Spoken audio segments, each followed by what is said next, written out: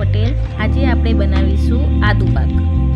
શિયાળાની ઋતુમાં આદુ પાક બનાવવા માટે પહેલાં તો 250 ગ્રામ આદુ લેવાનું છે। એની આપણે છોલ ઉતારી દેવાની છે। છોલ ઉતારીને પછી એના નાના નાના ટુકડા કરીને મિક્સરમાં એને ક્રશ કરી દેવાનું છે। ક્રશ કર્યા પછી એક જાડા તરિયાવાળું વાસણ લઈને એમાં થોડું ઘી નાખો। ઘીને થોડું મેલ્ટ થવા દો। ઘી મેલ્ટ થાય પછી એમાં જે આદુનો આપણે છીણીને એને ક્રશ કરીને રાખ્યું હતું એને એમાં અંદર નાખી દો અને એને સારી રીતે હલાવી દો। જ્યાં સુધી આદુનો કલર ચેન્જ ના થાય ત્યાં સુધી એને હલાવતા રહો। નીચે ચોટે નહીં એનું ધ્યાન રાખવું, એને વધારે હલાવતા જ રહેવું। જો આદુનો કલર ચેન્જ થઈ ગયો છે। હવે એને એક ડીશમાં કાઢી લઈએ।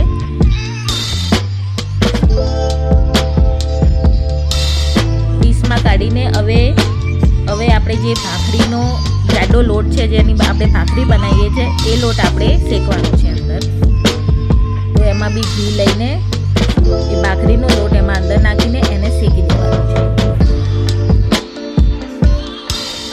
ભાખરીના લોટમાં ઘી વધારે જોઈએ છે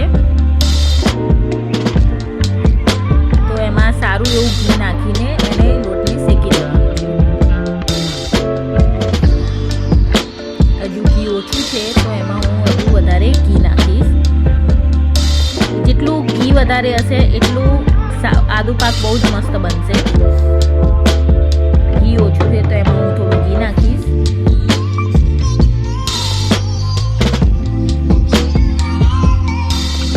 ઘી નાખ્યા પછી એને સારી રીતે શેકાવા દો લોટને।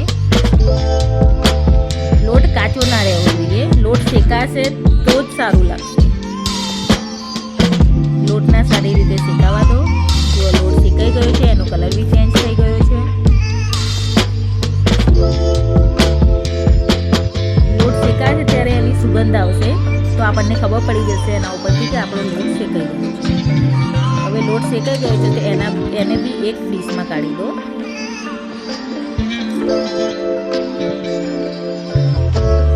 ડીશમાં કાઢીને પછી આપણે ગોળ લેવાનો છે અને એમાં ઘી નાખી દો થોડું। આદુ 250 ગ્રામ લીધું છે તો લોટ 500 ગ્રામ છે અને ગોળ પણ 250 ગ્રામ છે અને ઘી જોઈતા પ્રમાણમાં નાખવાનું છે। ઘી જેટલું વધારે હશે એટલું સારું લાગશે। આમાં ગોળને એકદમ પકાવવાનો નથી, ખાલી ગોળને ઓગાળવાનો છે। ગોળને મેલ્ટ થાય જો એક પણ કણી ના રહેવી જોઈએ। ગોળને બરાબર મેલ્ટ થવા દેવાનો છે। જો આપણો ગોળ મેલ્ટ થઈ ગયો છે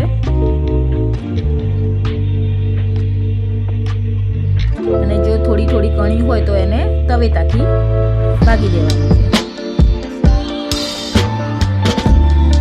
હવે આપણે જે આદુ શેક્યું હતું એ અને આપણે જે લોટ શેક્યો હતો એ બંનેને મિક્સ કરી દેવાના છે।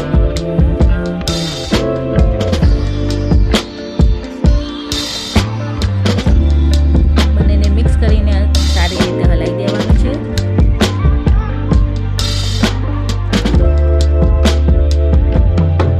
પછી આ મેં બદામ, કાજુ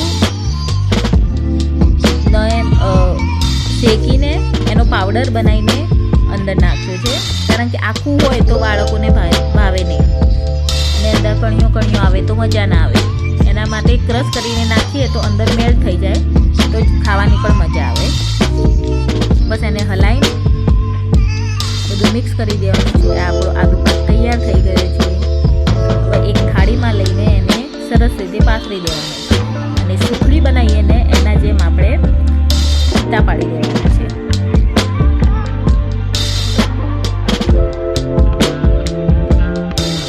સારી રીતે પાથરીને જો સરસ પથરાઈ ગયો છે। ઘી વધારે છે તો એકદમ પોચો આદુ પાક બને છે। સરસ રીતે જો મેલ્ટ બી થઈ ગયો છે। સરસ રીતે આદુ પાક આપણો તૈયાર છે। તમને મારી રેસીપી કેવી લાગી પ્લીઝ કમેન્ટ કરીને બતાવજો। Bye bye. જય શ્રી કૃષ્ણ, રાધે રાધે.